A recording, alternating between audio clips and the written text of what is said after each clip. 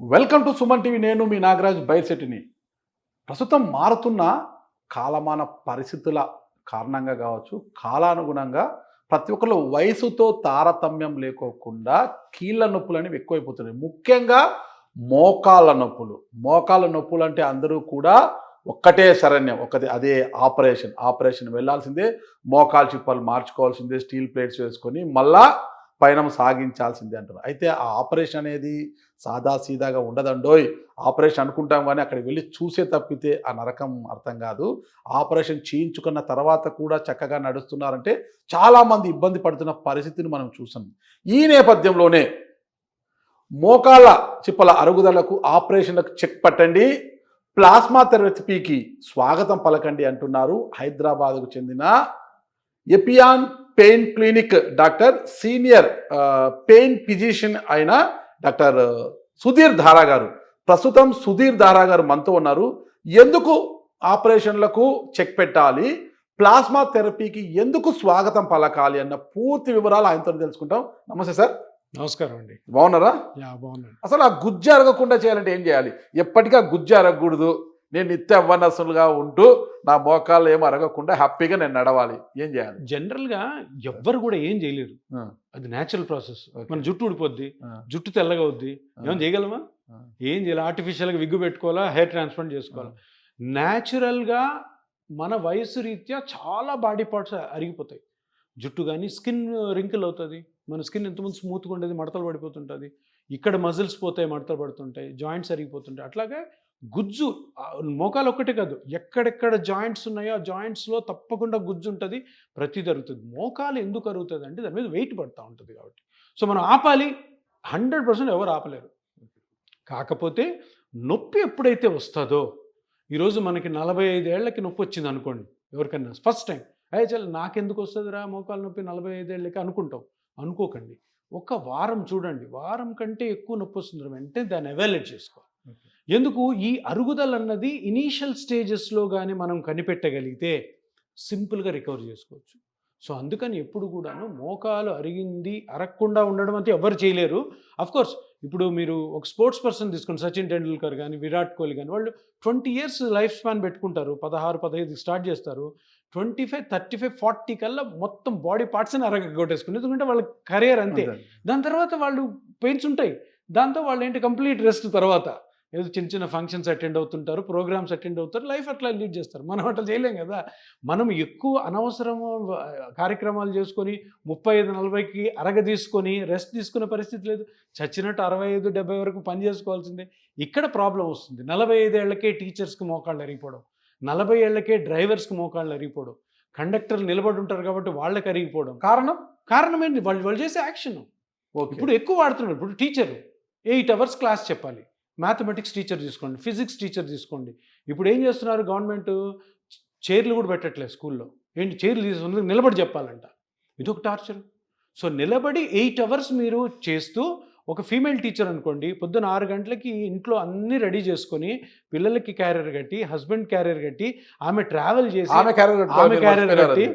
ఆమె ట్రావెల్ చేసి, సో అని, ఎందుకంటే వాళ్ళందరికీ చేసి పాపం వాళ్ళ ఆక కూడా ఏదు, అట్లా వెళ్ళిపోతారు కూడా, ఏదో తిందాంలేని ట్రావెల్ చేసి, మళ్ళీ అక్కడ 8 hours నిలబడి టీచ్ చేసి, మళ్ళీ ఇంటికి వచ్చి, మళ్ళీ ట్రావెల్ చేసి ఇంటికి వచ్చి, మళ్ళీ 3 hours పని చేసి 11కో 12కో నిద్రపోతారు. అంటే ఈ టైంలో, ఒక 12 hours టైంలో ఎంత ఘోరమైన ప్రెషర్ పడుతుంటుంది ఆమె బాడీ మీద, స్పైన్ మీద కానీ, మోకాలు కానీ, షోల్డర్ కానీ, ఇది గమనించరు. సో అందుకని వీళ్ళకి తొందరగా అరిగిపోద్ది. అంటే ఇప్పుడు సరే మరి నేను టీచర్ కదా, నా బ్రెడ్ అండ్ బటర్ ఇదే జాబ్ అన్నప్పుడు దాంట్లో కొన్ని జాగ్రత్తలు ఉంటాయి, ఆ జాగ్రత్తలు పాటించాలి. ఇదంతా జాగ్రత్తలు అంటే, ఇప్పుడు చూడండి, టీచర్ ఉంది, 8 hours చెప్పాలి, 8 hours నువ్వు టీచింగ్ చేయాలి, మిగతా టైంలో రెస్ట్ తీసుకోండి. నువ్వు 8 hours బయట పని చేస్తున్నప్పుడు ఇంటి పని వేరే వాళ్ళకి అప్పచెప్పండి. అది నేను కూడా అది కూడా నేనే చేయాలి, ఇది కూడా నేనే చేయాలి, రాత్రి వచ్చి నేనే చేయాలన్న ఇండియన్ కల్చర్ చూసారా మారాలి. కొంతమంది భర్తలు ఇంటికి ఎంతసేపు వచ్చిన భార్య తనే వండి పెట్టాలి, తనే చేయాలి అనే మారం చేస్తుంటారు కదా. అదంతా లేడీసే చేసి పెట్టారు. వాళ్ళు చెప్పాలి, బస్ ఇప్పుడు యాజ్ పర్ ద సైన్స్ నా బాడీ ఇంత అలిసిపోకూడదు, నా జాయింట్స్ డీజనరేట్ అయిపోయే ఛాన్స్ ఉంది. సో అందుకని నేను ఇంటి పనిని వేరే వాళ్ళు చేపిస్తాను. అంటే అత్తమామలు ఒప్పుకోవాలి, భర్త ఒప్పుకోవాలి కదా ఇంటి పని ఆ సోషల్ ఇష్యూస్ ఇండియాలో ఉన్నాయి, కరెక్టే.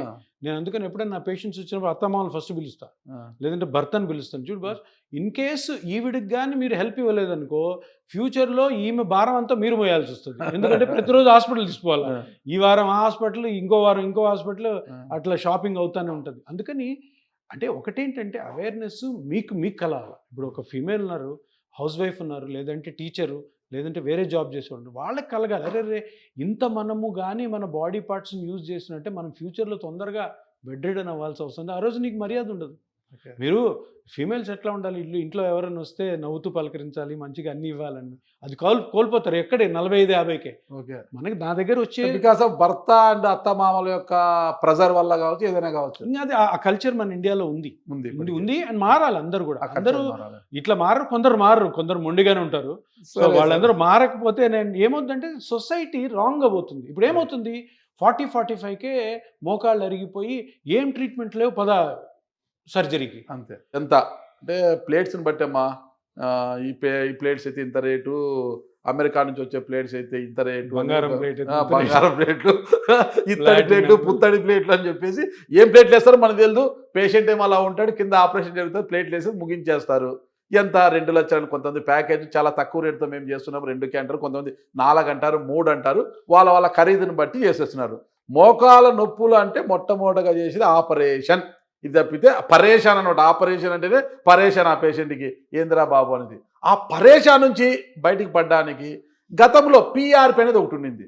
పిఆర్పి అనేది అది కొంతవరకు అలా పోతున్న క్రమంలోనే సుధీర్ దారా గారు మధ్యలో వచ్చి కాదు ప్లాస్మా థెరపీ, దీని ద్వారా ఇలాంటి వరకైనా ఒక్క ఇంజెక్షన్తోనే నేను బాగు చేస్తాను, మీకు సర్జరీ అవసరం లేదు, కుట్లు అవసరం లేదు, గీతలు అవసరం లేదు, ఏం అవసరం లేదు, ఒక చిన్న ప్లాస్మా థెరపీ అలా ఇంజక్షన్లో పొడచడము మీకు మోకాల నొప్పి నుంచి బాగు చేయడం అని మీరు ముందుకు వచ్చారు.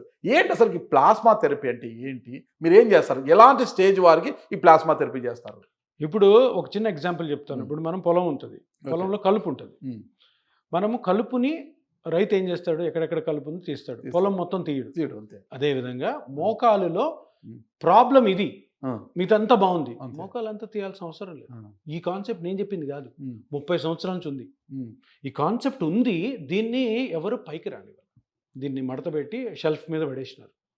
ఎందుకు, దానికి కారణాలు చాలా ఉన్నాయి. అందరూ అంటే ఈ 90ల నుంచి 2020 వరకు కూడా సర్జికల్ ఎరా అంటారు దీన్ని. అంటే అన్నిటికీ సర్జరీస్, నీకు ఏ ప్రాబ్లం ఉన్నా సర్జరీ, ఎక్కడ ప్రాబ్లం ఉన్నా సర్జరీ, అంటే సర్జరీ అని అది అంతా జనాల మీద రుద్దారనమాట. ఇప్పుడు మోకాలకి మీకు కూడాను, నన్ను ఇంటర్వ్యూ చేయకముందు వాళ్ళకి కూడా ఏంటిది మోకాల నొప్పికి నీ రీప్లేస్మెంట్ సర్జరీ కదా, ఎందుకు ఇది మాట్లాడుతుంది, ఇది నేను కనిపెట్టింది కాదు, నేను చెప్పేది కాదు. ఇది 30 years బ్యాకే మనకి ఇండియన్ గవర్నమెంట్ పర్మిషన్ ఇచ్చింది. కానీ ప్లాస్మా థెరపీకి ఆద్యులు అంటే సుధీర్ దారా గారు అంటారు, డాక్టర్ సుధీర్ దారా గారు. ప్లాస్మా థెరపీ అంటే పిఆర్పి అని వింటుంటాం అప్పుడు, దాని అబ్రివేషన్ వేరే. కానీ కేవలం ప్లాస్మా థెరపీ అంటేనే డాక్టర్ సుధీర్ దారా గారు అనేది ఎక్కడ చూడ అదే వినిపిస్తుంది అనమాట. గుయ్యమన్న చెవులన్నీ మారుమోగిపోతుందన్నమాట.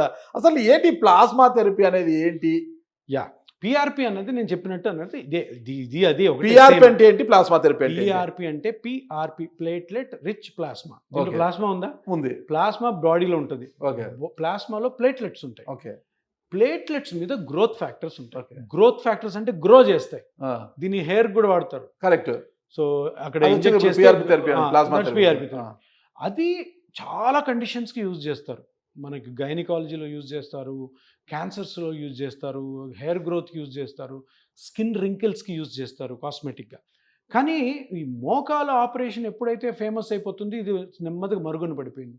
ఇందులో ఏం జరుగుతుందంటే ఈ ప్లాస్మాలోని గ్రోత్ ఫ్యాక్టర్స్ని మనం కరెక్ట్గా ఎక్స్ట్రాక్ట్ చేసి, ఇప్పుడు మోకాలు అరిగిపోయింది ఇక్కడ అని చెప్పాను కదా, ఇక్కడ కానీ దాని సెల్స్ని వదిలితే గ్రోత్ ఫ్యాక్టర్స్ని అది మళ్ళీ ఇట్లా చేస్తుంది. అందుకనే అది కనిపెట్టారు. మీరు చెప్పే ప్లాస్మా థెరపీకి సైంటిఫిక్ ప్రూవ్ ఉందా? సైంటిఫిక్ ప్రూవ్ ఉంది కాబట్టి ఇండియన్ గవర్నమెంట్ దానికి పర్మిషన్ ఇచ్చిందా. అండ్ ఇప్పుడు ఈ ప్లాస్మా కిట్స్ నేను పిఆర్పికి ఉన్నింది, కొత్తగా ప్లాస్మా థెరపీని యాడ్ చేశారు. దీనికి నేను చెప్పేది ఈ ప్లాస్మా థెరపీ రెండిట్లో ఒకటే పేరు మారింది అంతే. ఇప్పుడు ప్లేట్లెట్ రిచ్ ప్లాస్మా థెరపీ అందరికీ ఏంటి పలకడం కుదరదు. ఇప్పుడు ఒక ట్రీట్మెంట్ ఫేమస్ అవ్వాలంటే అది జనాల నాలుకలో నానాలి. అందుకని నేనంటే దాంట్లో ఉన్న పేరే ప్లాస్మా థెరపీ. కోవిడ్ టైంలో ప్లాస్మా థెరపీ అని చాలా ఫేమస్ అయింది. అవును. ఇప్పుడు మరీ బెడ్ రిడెన్ అయిపోయి చనిపోయే వాళ్ళకి ప్లాస్మా థెరపీ యూజ్ చేసి రికవర్ చేశారు.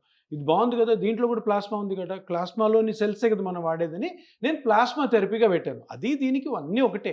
మనం చేసేది పిఆర్పి, దానికి ప్లాస్మా థెరపీ. ఇప్పుడు కొత్తగా దాని పేరు మార్చి గ్రోత్ ఫ్యాక్టర్ థెరపీ అంటున్నారు. ఓకే. ఇంకో కొత్త కండిషన్ వచ్చింది అంటే super PRP, super dose PRP. అది ఫస్ట్ టైం మనం ఇండియాలో ఇపియాన్లోనే స్టార్ట్ చేసాం. అంటే ఇదేంటంటే ఇక్కడ మీరు మనం బేసిక్స్లోకి వెళ్ళాలి. ప్లాస్మాలో ప్లేట్లెట్స్ ఉంటాయి, ప్లేట్లెట్స్ మీద గ్రోత్ ఫ్యాక్టర్స్ ఉంటాయి. మనం ఏం చేస్తాం, పేషెంట్ బ్లడ్ ఒక 20 ml తీసుకుంటాం. 20 mlలో దగ్గర 10 లక్షల ప్లేట్లెట్స్ తీసుకుంటాం. మామూలుగా బాడీలో అంతా ప్లేట్లెట్స్ ఉన్నాయి కదా, మరి ఆ ప్లేట్లెట్స్ పోయి మోకాల దగ్గర ఎక్కడైతే అరిగిపోయిందో దాన్ని పోయి హీల్ చేయవు. మనము ఆ 20 mlలో 10 lakh ప్లేట్లెట్స్ని ఎక్స్ట్రాక్ట్ చేసి సమీకరించి దాన్ని ఇక్కడ వదులుతాం చిన్న ఇంజెక్షన్తో. సో ఇప్పుడు సూపర్ డోస్ పిఆర్పి అంటే ఏంటంటే 40 lakh ప్లేట్లెట్స్ తీస్తాం. అంటే 20 ml బ్లడ్లోంచినే వేరే మిషన్స్ ఉంటాయి, వాటిల్లో 40 lakhs ప్లేట్లెట్స్ తీసి ఇక్కడ ఎక్కిస్తే దాని ఎఫికసీ ఇంకా పెరుగుతుంది. అంటే ఫాస్ట్గా రికవర్ అవుతుంది, ఎక్కువ కాలం ఉంటుంది. So plasma therapy, PRP therapy, growth factor therapy, super dose PRP అంటే కొంచెం హైలీ ఎఫికేషియస్. అది కొత్త లేటెస్ట్ ఇన్నోవేషన్ అన్నమాట. ఓకే. చూశారు కదండి డాక్టర్ సుధీర్ దారా గారు చెప్పింది. ఒక జబ్బు చేస్తుంది, అందరూ ఆసుపత్రిలోకి వెళ్తుంటారు, డాక్టర్లకు చూపిస్తారు, కానీ జబ్బు నయం కాదు. అది వాళ్ళ లోపం కాదండి. సరైన డాక్టర్ దగ్గరికి, జబ్బు యొక్క మూలాలు తెలుసుకొని మందిచ్చే డాక్టర్ దగ్గరికి వెళ్తేనే ఆ రోగం నయం అవుతుంది. ఇది అందరూ గమనించాలి. అలాగే మోకాల నొప్పులు అందరికీ వస్తుంటాయి, ప్లాస్మా థెరపీలు అందరూ చేస్తుంటారు, కానీ అది ఎలా చేయాలి, ఎంత మోతాదులో చేయాలి, ఏంటి అని తెలిసిన డాక్టర్ దగ్గరికి వెళ్తేనే ఆ ప్లాస్మా థెరపీ కూడా సక్సెస్ అవుతుంది. అలాంటి తెలిసిన వారిలో ఒకరే మన డాక్టర్ సుధీర్ దారా గారు. ఇప్పుడు అంటున్నారు కదా, ప్లాస్మా థెరపీ అంటే ఎపియాన్ పెయిన్ క్లినిక్ అంటే ప్లాస్మా థెరపీ. ఈ రెండింటిది అవినాభావ సంబంధము, అవిభాజ్య కవలలు అంటారు కదా, అలాంటిది అనమాట ఈ రెండింటికి ఉన్న సంబంధము. మరి ఇంకెందుకు ఆలస్యము, మీకు మోకాల నొప్పులు అరిగిపోయి బాధపడుతుంటే స్టేజ్ 4లో ఉన్నా సరే గ్యారంటీ ఇస్తున్నారు, 90% సక్సెస్ రేట్ ఇస్తున్నారు.